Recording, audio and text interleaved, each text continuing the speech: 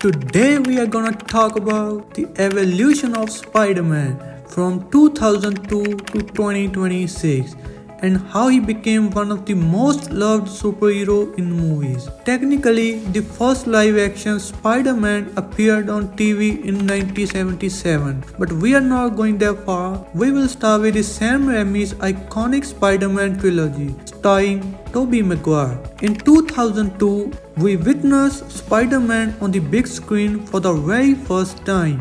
It was where we saw his origin story, how an ordinary boy became a hero. We felt his struggle, the ones we still relate to even today, and the pain he carried after Uncle Ben's death. In this movie, Tobey Maguire suits up in the iconic red and blue costume with silver webbing, the same design he continues to wear throughout the next two films. The villain we got to see in this movie is Green Goblin, a ruthless businessman and the father of Peter's best friend, and also one of the greatest threats to the New York City, the first real test of Peter as a Spider-Man. 2 years later, we got Spider-Man Part 2, one of the greatest superhero movie ever made. Once again, we see Peter's everyday struggles. He loses his job and the love of his life, Mary Jane, is about to marry someone else, and his Aunt May on the verge of losing her home. Everything in Peter's life seems to be falling apart, and that's what makes the movie so real and powerful. Then we have one of the greatest villains, Dr. Octopus, who is a brilliant scientist. The movie also gave us the legendary train sequence, one of the best superhero scenes we have ever seen, where the people of New York see Spider-Man's real face but choose to protect his identity instead. That's the moment where Spider-Man's character arc truly peaked. In 2007, we got the final chapter of trilogy. Peter finally has everything he ever wanted: love, success, and peace. But life once again tests him. He faces new threats like Sandman, a villain with a tragic past, Harry Osborn returning as a new Green Goblin, and the arrival of Venom. The movie delivered some mind-blowing action scenes with impressive VFX and CGI. And we also got to see Spider-Man's iconic black suit. And that's how Sam Raimi's Spider-Man trilogy ends. But then, after 5 years, we got the amazing Spider-Man starring Andrew Garfield and directed by Mark Webb. Sony decided to reboot the franchise and give Spider-Man a fresh start. This time, Spider-Man's suit had a darker tone, yellow lenses, and a completely new web pattern, giving him a more modern and edgy look. We also got introduced a new love interest, Gwen Stacy, played by Emma Stone, and the chemistry between Andrew and Emma was so real that even today, fans still feel the heartbreak when he loses her. And for the villain, we got the Lizard, a scientist who transforms into a reptilian monster trying to turn the whole city into creatures like him. 2 years later, we got the sequel, The Amazing Spider-Man 2. Opinions about this movie are mixed. It delivers some of the most emotional moments in the Spider-Man saga. The villains in this installment include Electro, Harry Osborn returning as the Green Goblin, and the Rhino. This movie isn't about villains, but what this movie is truly remembered for is the chemistry between Peter and Gwen. That unforgettable, heart-wrenching scene where Gwen is falling and Peter desperately tries to save her but tragically fails. It's a moment that still hits hard in every fan's heart.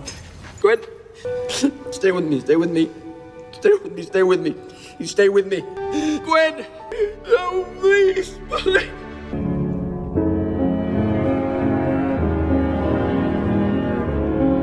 But Sony cancelled the third part of the trilogy because of mixed reviews on the second part.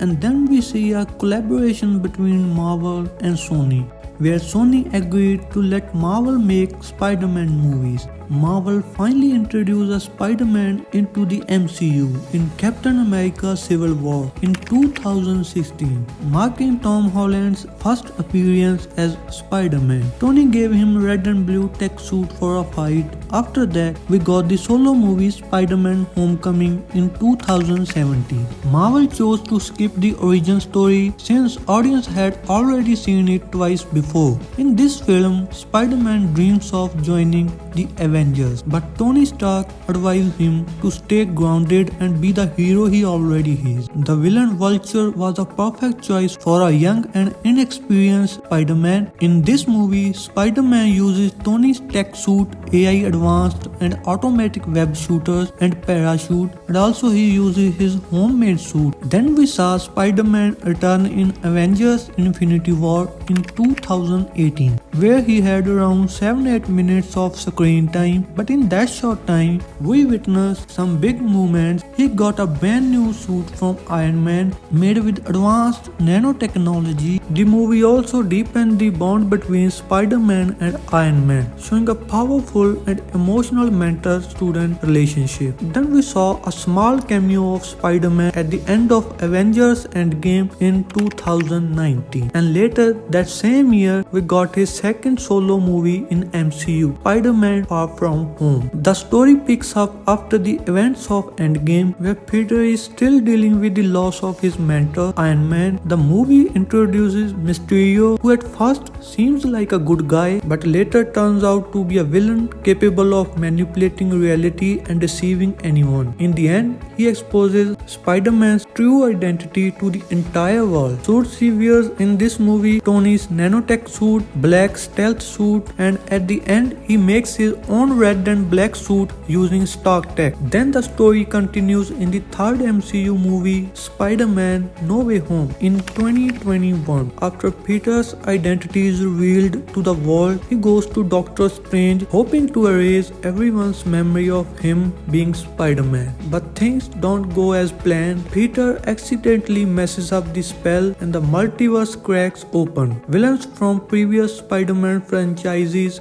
Green Goblin, Dr. Octopus, Electro, the Lizard, and Sandman return. The best part of the movie for me was when Tobey, Andrew, and Tom Holland Spider-Man came together, shared their emotions, and fought side by side against the villain. Spider-Man's suit in the movie were also incredible. The black and gold suit and the Iron Spider red-black combo looked amazing, and in the end, Peter creates his new red and blue suit, the one we will see in the Spider-Man Brand New Day in 2026. So this is the evolution of Spider-Man and his suits throughout the years. Tell me in the comments which suit and movie you like the most of Spider-Man. We will meet soon in the next video.